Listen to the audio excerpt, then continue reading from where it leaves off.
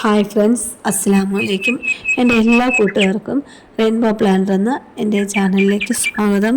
എല്ലാ കൂട്ടുകാർക്കും സുഖമാണെന്ന് വിശ്വസിക്കട്ടെ. എപ്പോഴും ഞാൻ പറയാറുള്ള ഒരു ഫെർട്ടിലൈസർ പ്ലസ് പെസ്റ്റിസൈഡിനെ കുറിച്ച് ഞാൻ എല്ലാ വീഡിയോസിലും പറയാറുണ്ട്. അപ്പോൾ അത് എന്താണെന്ന് ഞാൻ നിങ്ങൾക്ക് കാണിച്ചു തന്നിട്ടില്ല. കുറച്ച് കാര്യങ്ങൾ മാത്രമേ കാണിച്ചിട്ടുള്ളൂ, ഞാൻ പറഞ്ഞിട്ടില്ലേ.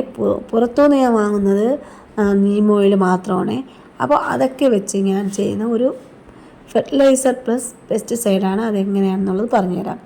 കാന്താരിമുളക്, ഇത് നാടൻ കാന്താരിമുളകാണ്. പച്ച കിട്ടും, അത് കിട്ടിയ ഏറ്റവും ബെസ്റ്റാണ് കേട്ടോ.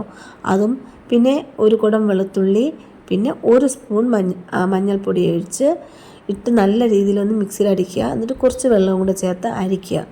ഇത് വീണ്ടും ഈ പ്രോസസ്സ് ഇങ്ങനെ ചെയ്തുകൊണ്ടിരിക്കുക. അരിച്ച് കിട്ടുന്ന ഈ ചണ്ടിയെ വീണ്ടും ഇടുക, വീണ്ടും മിക്സിയിൽ കുറച്ച് വെള്ളം കൂടെ ഒഴിച്ച് അടിക്കുക. അങ്ങനെ ഏകദേശം എനിക്ക് 1 ലിറ്ററോളം അങ്ങനെ അടിച്ച് കിട്ടിയ ലായനി ഉണ്ടായിരുന്നു. കാരണം ഇതൊന്ന് അടിച്ച് കിട്ടാനൊരു കുറച്ച് ബുദ്ധിമുട്ടാണ്. അല്ലെങ്കിൽ അതിൻ്റെ വെളുത്തുള്ളിയുടെ സ്കിന്നോടുകൂടിയാണ് കേട്ടോ. അത് നല്ലതാണ് കേട്ടോ. അങ്ങനെ ചെയ്യുന്നത് ഏറ്റവും ബെസ്റ്റായിട്ടുള്ളൊരു കാര്യമാണ്. അതുകൊണ്ട് ഞാൻ അതിൻ്റെ സ്കിന്ന് കളഞ്ഞിട്ടില്ല. അപ്പോൾ ഇങ്ങനെ ഒരു 4-5 പ്രാവശ്യം ഈ പ്രോസസ്സ് ചെയ്യുക. പിന്നെ ഈ അരിപ്പ ഞാൻ വീട്ടിൽ ഉപയോഗിക്കുന്നതല്ല, ഇതിനെന്ന് പറഞ്ഞ് മാറ്റി വെച്ചതാണ്. പഴയ എൻ്റെ അരിപ്പയാണ്, ഞാൻ കളയാതെ ഇതിനായിട്ട് ഞാൻ മാറ്റി വെച്ചതാണ്. ഒരിക്കലും നമ്മൾ വീട്ടിൽ ഉപയോഗിക്കുന്ന അരിപ്പ എടുത്ത് ഫെർട്ടിലൈസറായിരുന്നാലും പെസ്റ്റിസൈഡ് ചെയ്യാനായാലും ഉപയോഗിക്കരുത്. അത് നിങ്ങളെല്ലാവരും ശ്രദ്ധിക്കണേ. ഇന്ന് കൊച്ചു കൂട്ടുകാരൊക്കെ ഉണ്ടാവുമല്ലോ, അവർ ചിലപ്പോൾ ഇത് കണ്ടിട്ട് അങ്ങനെ ചെയ്യാനുള്ള സാധ്യതയുള്ളതുകൊണ്ടാണ്.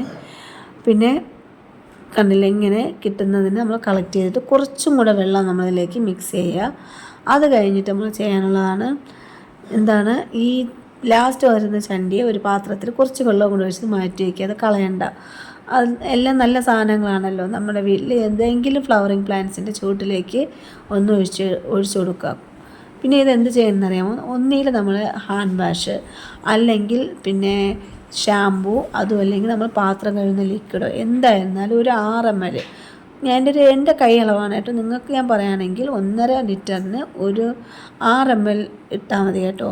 ഏത് ലിക്വിഡായിരുന്നാലും അതിലൊഴിക്കുക. അത് കഴിഞ്ഞിട്ട് ഏറ്റവും ഇമ്പോർട്ടൻ്റ് ആയിട്ടുള്ള ഒന്നാണ് നീം ഓയിൽ.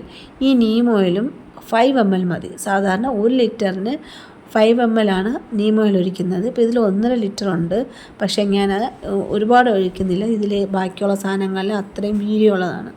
അപ്പോൾ അത് നമ്മൾ ചെടിയെ ബാധിക്കാൻ സാധ്യതയുണ്ട്. അതുകൊണ്ട് നമുക്ക് ഇതിന് 5 ml മാത്രം മതി. അത് കഴിഞ്ഞിട്ട് ഞാൻ നേരത്തെ എടുത്ത് വെച്ചില്ലേ ആ വെള്ളം, ഞാൻ മുല്ല നന്നായിട്ട് പ്രൂൺ ചെയ്ത് വെച്ചിട്ടുണ്ടായിരുന്നു, ആ ചെടിക്ക് ഒഴിച്ചു കൊടുത്തു. ബാക്കി കുറച്ച് റോസിനായിട്ട് ഒഴിച്ചു. ഒരു കുഴപ്പമുണ്ടാവില്ല, നല്ല രീതിയിൽ അത് വളരും. ഞാൻ റോസിനെ കുറിച്ചൊരു വീഡിയോ ഇടാം കേട്ടോ. പിന്നെ ഇത് നന്നായിട്ട് മിക്സ് ചെയ്ത് വയ്ക്കുക. കണ്ട പതഞ്ഞ് നിൽക്കുന്നുണ്ട്. ഈ ലിക്വിഡ്, ഈ സോപ്പിൻ്റെ ലിക്വിഡ് നമ്മൾ ഉപയോഗിക്കുന്നതിന് കാരണം ചെടികളിൽ ഇത് പറ്റി നിൽക്കാനാണ്. പിന്നെ ഇതിൻ്റെ ഒരു കാന്താരിമുളകാണ്, നല്ല രീതിയിൽ കുരുടിപ്പ് ബാധിച്ചിട്ടുണ്ട്. ഏറ്റവും ബെസ്റ്റ് മരുന്നാണ് കേട്ടോ. ഇത് നിങ്ങൾ അടിച്ചു നോക്കുക, ഒരാഴ്ചക്കകം നിങ്ങൾക്ക് അതിൻ്റെ റിസൾട്ട് അറിയാം. അപ്പോൾ ഇത് പയറുകളാണ്. ഞാൻ എൻ്റെ മട്ടുപ്പാവ് കൃഷിയിലുള്ളതെല്ലാം ഞാൻ താഴേക്ക് മാറ്റി. എനിക്ക് കുറച്ച് ആരോഗ്യ പ്രശ്നങ്ങൾ വന്നപ്പോൾ എന്നെക്കൊണ്ട് പറ്റാതെ, ഏറ്റവും ടോപ്പിലാണ് കേട്ടോ, എന്നെക്കൊണ്ട് പറ്റാതെയായി. അങ്ങനെയാണ് ഞാൻ താഴേക്ക് വെച്ചത്. അതുമാത്രമല്ല, എൻ്റെ തക്കാളി ചെടിയോട് നിന്ന പയറിനെയും കൂടെ താഴെ എടുത്ത് വെച്ചു. അപ്പോൾ ഇതൊക്കെ ഒന്ന് പിടിച്ച് വന്നതിന് ശേഷമാണ് ഞാൻ ഈ ഫെർട്ടിലൈസർ ആയിരുന്നാലും പെസ്റ്റിസൈഡ് ആയിരുന്നാലും ഉപയോഗിക്കാറുള്ളത്. അല്ലാതെ നമ്മൾ ഫസ്റ്റ് ഉപയോഗിച്ചാൽ വാടിപ്പോകുന്നത് എല്ലാവരും ശ്രദ്ധിക്കണം കേട്ടോ. അപ്പോൾ ഞാനിത് ഏകദേശം ഒരു 6 മണിക്കാണ് ഇതെല്ലാം ചെയ്യുന്നത്. ആ ടൈമാണ് എല്ലാ പ്രാണികളും ഇതിൻ്റെ ഓരോ ചെടികളെ ആശ്രയിച്ച് ഓരോ ഇതിൻ്റെ ഇലയുടെ അടിയിലൊക്കെ വന്നിരിക്കുന്നത്. അപ്പോൾ നമ്മളെപ്പോഴും ഇത് സ്പ്രേ ചെയ്യുമ്പോൾ ചെടിയുടെ ഇലയ്ക്കിലും തണ്ടിലും ഇലയുടെ അടിയിലും പുറത്തും അടിക്കണം കേട്ടോ. എന്നുവെച്ചാൽ പുറത്ത് നമുക്ക് കാണാൻ പറ്റില്ല, ഇലയുടെ അടിയിലായിരിക്കും മിക്കവാറും പ്രാണികൾ വന്നിരിക്കുന്നതുകൊണ്ട് നമ്മൾ ഇലയുടെ അടിയിലും പുറത്തും ആകുന്ന രീതിയിലേ അടിക്കാൻ പാടുള്ളൂ. അല്ലാതെ നമ്മൾ പുറത്തടിച്ചിട്ട് ഒരു കാര്യമില്ല. നമ്മൾ പറയില്ല, ഉള്ളിലുള്ള അസുഖത്തിന് പുറത്ത് നമ്മൾ മരുന്ന് തേച്ചിട്ട് ഒരു കാര്യമില്ല. അത് ഉള്ളിൽ തന്നെ കഴിക്കണം. അതുപോലെ ഉള്ളിലേക്ക് തന്നെ നമ്മൾ നല്ല രീതിയിൽ അടിക്കണം കേട്ടോ. അപ്പോൾ ഇത് പയർ ഞാൻ പറഞ്ഞിട്ട്, ഇത് പയറൊക്കെ ഞാൻ വിത്തിട്ട് മുളച്ച് വന്നതാണ് കേട്ടോ. അതാണ് ഇതിപ്പോൾ പന്തലിട്ട് വന്ന് കയറിയതേ ഉള്ളൂ. അപ്പോൾ അപ്പോഴേക്കും വന്ന് ഓരോ പ്രാണികൾ അറ്റാക്ക് ചെയ്യാൻ തുടങ്ങി. അപ്പോൾ ഞാൻ എന്ത് ചെയ്തു, ഇത് ഉപയോഗിച്ചു.